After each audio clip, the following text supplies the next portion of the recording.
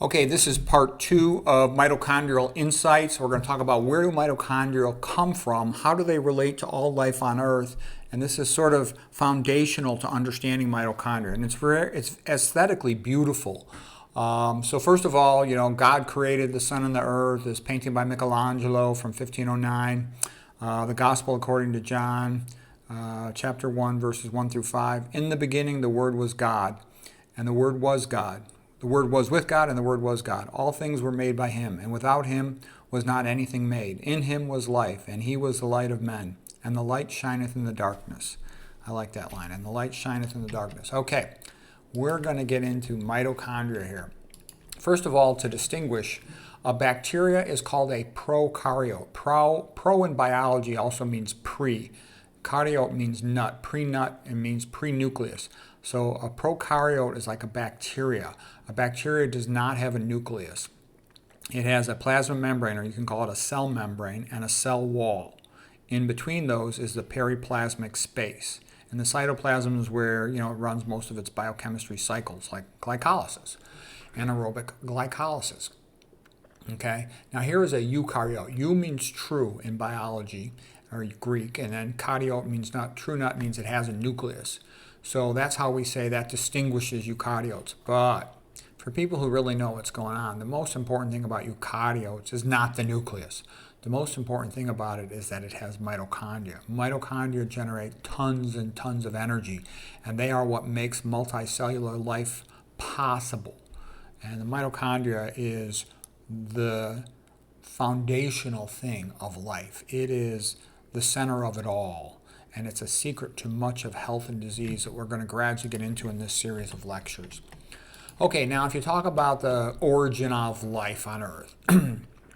Now, by the way, I believe in God. I'm a Christian, and I believe that science supports that. I majored in evolutionary biology at Stanford University, was an A-plus student in the subject, have read extensively on it since then. And we're going to talk a little bit here about origin of life. Originally, the Big Bang Theory, so to speak, that we have an expanding universe, which has been shown by the Doppler shift and the electromagnetic radiation emanating outwards from a central point.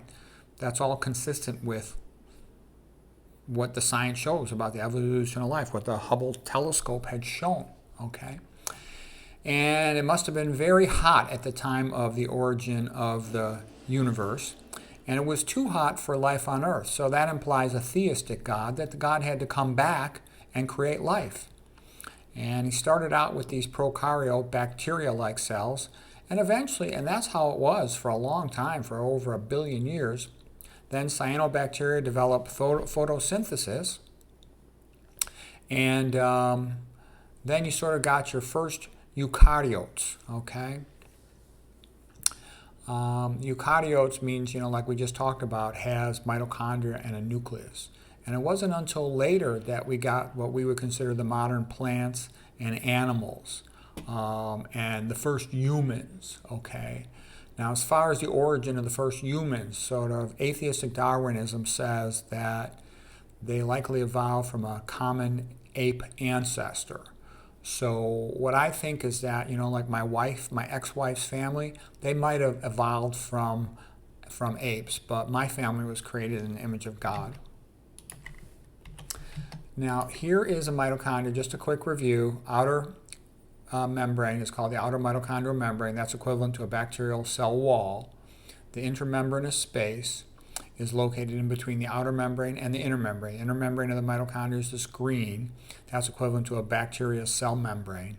Intramembranous space between the outer and inner membranes is, in bacteria, it's called a periplasmic space. We're going to get to all of this stuff. It's all going to make sense. It all connects. It's all kind of beautiful.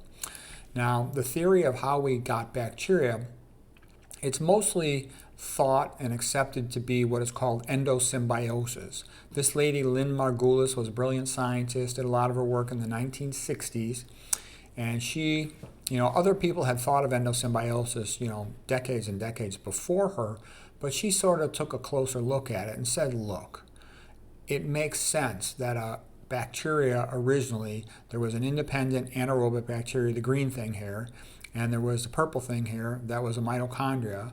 and the anaerobic bacteria was bigger, and it swallowed the mitochondria, and then somehow they were able to mutually benefit each other and replicate together, and they then passed from generation to generation. Those were the first eukaryotes.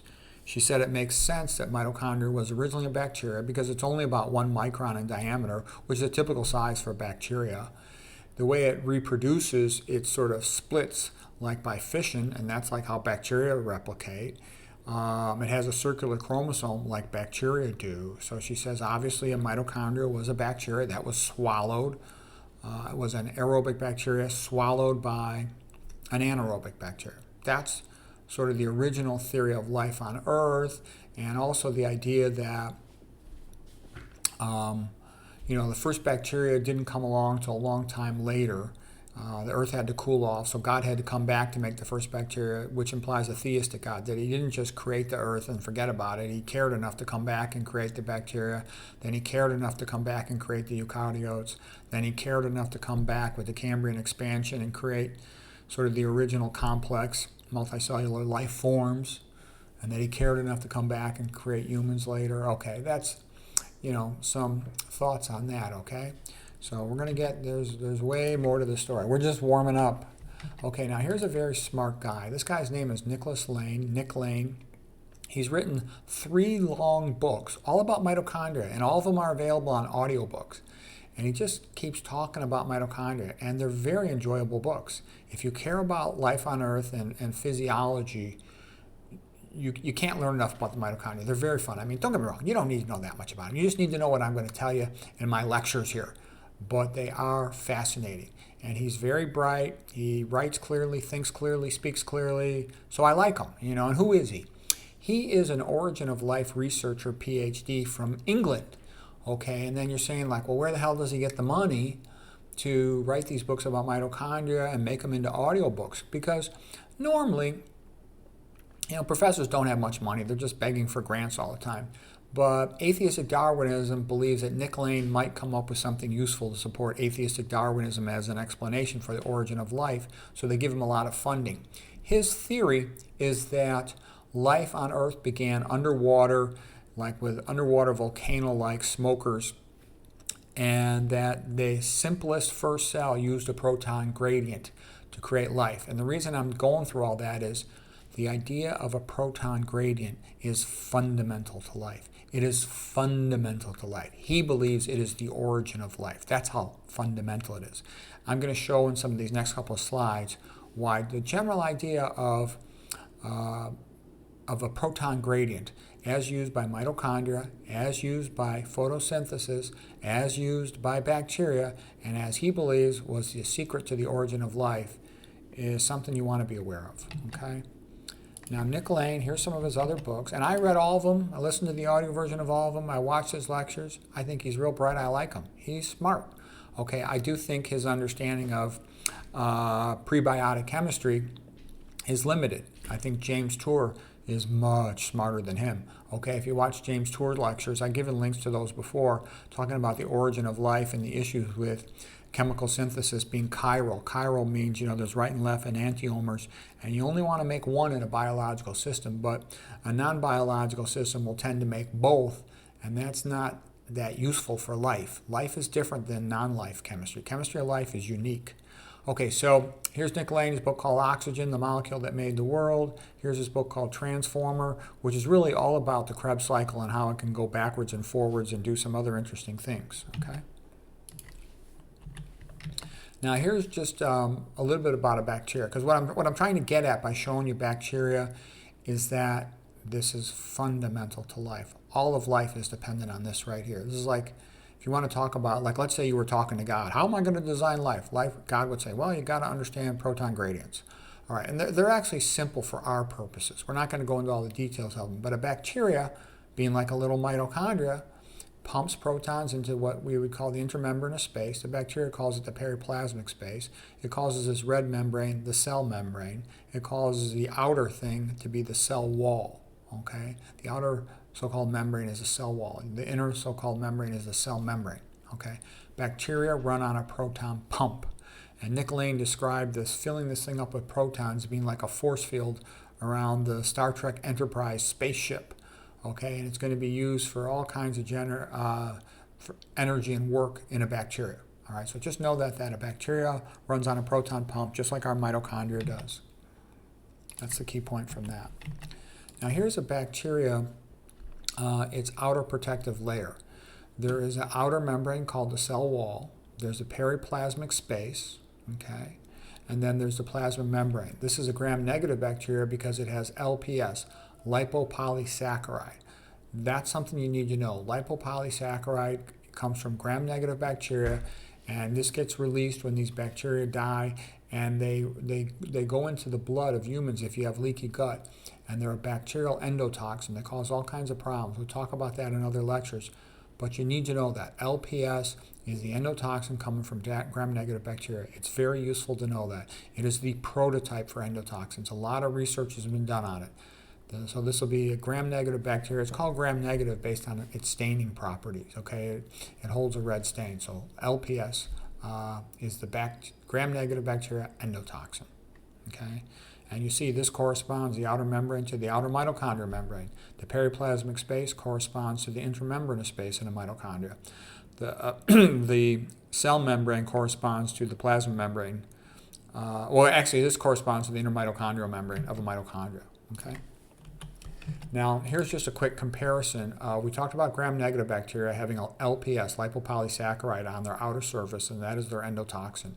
Whereas in gram-positive bacteria, they stain differently. This is called lipoteichoic acid. So the abbreviation for lipopolysaccharide is LPS. For lipoteichoic acid, it's LTA. So L from lipo, T from teicho, A from acid. LTA, lipoteichoic acid, that is the gram-negative bacteria endotoxin. It's also very useful to know that. They do similar things in the body. They cause all kinds of problems. I've talked about that in separate lectures, but these are key features of bacteria. When you get leaky gut, either one of these things can come into the body and do very similar harmful things to the human body. Okay, here's God creating the animals painted by Tintoretto in 1553. Rather beautiful. Okay, now here is what photosynthesis is all about. Photosynthesis takes sunlight, and that gives it energy. Then it takes CO2, carbon dioxide, and it uses that to make glucose. Okay, it also takes water from the roots, combines the water from the roots with the carbon dioxide from the air, and it uses that to make carbohydrates, to make glucose. Okay, and then it gives off oxygen as a waste product, which to us is, for life. So you see how magnificent this is. This is starting to look a lot like the opposite of human metabolism. Okay, you also see how CO2 is needed by the plants. So I want to say that again. CO2 is needed by the plants. I don't know if you understand the significance of this statement, but I'm going to tell you it's very, very, very significant. CO2 is needed by the plants, by life on Earth, to make glucose to feed us. CO2 is a good thing. Here's just a little more sophisticated drawing of the photosynthesis reactions. Sunlight, water, and CO2 come in, run through the chemical cycles in a plant, and they make sugar. They make glucose, okay? Here's just a little bit fancier way to draw, a little prettier drawing. Water goes into the roots of the plant. That goes up into the leaves. Carbon dioxide from the air goes into the leaves, and you make sugar, okay, in particular glucose, all right? It was about 2.2 billion years ago that you first had some atmospheric oxygen, and it wasn't until 500 million years ago you had the first land plants.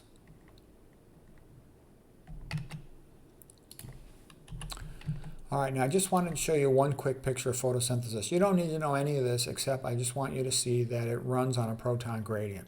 Proton gradient is the essence of photosynthesis. There's a lot more to it than that, of course, but proton gradient is a major part of it, okay? So I'm making the point that bacteria run on a proton gradient, mitochondria run on a proton gradient, plants run on a proton gradient, three big domains of life running on proton gradients. Okay, and then here's an equation just to show you that photosynthesis, taking CO2 and water, to make glucose and then giving off oxygen as a waste product is the opposite of human metabolism. Human metabolism is called cellular respiration. That takes glucose plus oxygen and it makes it into CO2 as a waste product and water as a waste product, and the ATP energy over here that's what we actually care about. Okay. So in a sense, the energy of the sun has been transferred to us like this. But the key thing to know, photosynthesis is the opposite of human respiration. This is how God designed the world. They help us, we help them. We make CO2 for them. Okay? We make water for them. Humans and plants, they go together. Here's just showing that these reactions running backwards and forwards. This is photosynthesis going this way. You run it this way. It's human respiration, human metabolism. Okay? Now, when you talk about the origin of life, you'll sometimes hear descriptions of what's called LUCA, the last universal common ancestor. Okay? And that's thought to give rise to these other domains of life, including bacteria, this unusual type of bacteria called archaea, and that endosymbiosis sort of connected everything, connecting an anaerobic bacteria with an archaea. Connecting a bacteria with an archaea, just leave it at that. LGT in this context, it means lateral gene transfer. Okay, it doesn't mean anything in the modern BS context. It means lateral gene transfer. Last universal common ancestor, and eventually you get all the eukaryotes. And this is just, again, showing you another version of the timeline when they think all these things happened. Okay? And this, again, shows that all of the basic domains of life, bacteria, chloroplasts, plants, mitochondria, and eukaryotes, multicellular organisms, they all run based on proton gradients. Okay? Here's the mitochondrial membrane. Here's photosynthesis. Okay, then here's bacteria. Everything's running on a proton gradient. Okay, then man was created in the image of God, okay? And that's like the most important painting in the history of the world. It's on the Sistine Chapel ceiling. It was made by Michelangelo in 1510. The name of the painting is called The Creation of Adam. And here's a quote by the great historian Arnold Toynbee. He said, "The brotherhood of man presupposes the fatherhood of God." That's an important statement. Under this idea that we are created in the image of God, then all men are brothers, and they should be good to each other, and kind to each other, and help each other, and get along with each other. On the other hand, atheistic Darwinism says the opposite. Atheistic Darwinism says man is just a talking monkey, okay? There's nothing unique about him, nothing divine about him, nothing intrinsically good about him, nothing special about him. He's just a monkey who talks. And atheistic Darwinism also says, like the Herbert Spencer quote about it, he says, atheistic Darwinism is about survival of the fittest, okay? Might is right. And the most powerful animal gets to do whatever it wants. And so what that means is, in humans, power basically is money to a large degree, because money is the ability to make other people do stuff that you want them to do. So basically what it means is the richest man on earth has the power to control all the other ones, okay? And that's okay according to atheistic Darwinism. And that's why wealthy, powerful people, they want atheistic Darwinism, because it says they are almighty over other people, allowed to do whatever they want to them. Versus for the little guy, the individual man, the man on the street, the middle class, they're a million, billion times better off with Christianity, which says they are created in the image of God, and therefore part divine, and therefore should be respected, should not be abused. And they're entitled to life, liberty, pursuit of happiness, free speech, privacy, all those things. Okay? It all comes down to this. There's no way around that. All right, so now getting back to mitochondria, we just talked about endosymbiosis. We talked about Lynne Margulis. We talked about Nick Lane. Somebody else I want you to know about here is Fazale Rana. He's a biochemist. And he wrote a book here, The Cell's Design. I read that book. It's a quite good book. He wrote another book, Origins of Life. I actually haven't read this one yet, but I like the picture on the cover. And he studied some of the literature on mitochondria. And let me just share with you something I think is very interesting. Mitochondria make ATP, and then they send the ATP out to the cytoplasm with this ATP-ADP translocase, okay? There's a lot of these on the intermitochondrial membrane. So what this means is in a mitochondria, you have to take ADP into the mitochondria, so it flips into the mitochondria, and then the mitochondria makes that into ATP, and it sends ATP out towards the cytoplasm. Well, what Fazale Rana says is he says, look at the direction of this thing, okay? He says, in the modern eukaryotic cells like humans, the mitochondria gives its ATP to the cell that houses it, the host cell. He says, but think about it. The first mitochondria, so-called ingested, phagocytized into a anaerobic prokaryote, why would it give up its ATP? Why would it do that? It would never, ever do that. It would never give up its energy. That'd be like walking around throwing money at people in the street. It would never do that. Never. It doesn't make sense. And a lot of people have studied the origin of mitochondria. And the current conclusion is, it doesn't make sense. So they have no way to explain why the mitochondria gives its ATP to the cell. How could that have happened in the beginning? So what does that lead you to? God can do whatever he wants when he designs the earth. And there was actually a good quote by Dinesh D'Souza. He said, if you look at life closely, it's so complicated and so unexpected and so unbelievable, and all the simultaneous coincidences that have to go together. If one looks at all the fine-tuning arguments, there's the fine-tuning arguments of astronomy. You could call those cosmology, the fine-tuning arguments of biology, biochemistry, etc. So they call that fine-tuning of cosmology and biology, with a fine-tuning implying a fine-tuner, implying a God, the unmoved mover. And what I'm trying to say is, mitochondria, God can do it whatever he wants, but this is a good point about this ADP translocase. Just thank God the mitochondria is there. It makes everything work. And that is the end of our discussion today for mitochondria. We'll continue. This was the end of part 2 of Mitochondrial Insights.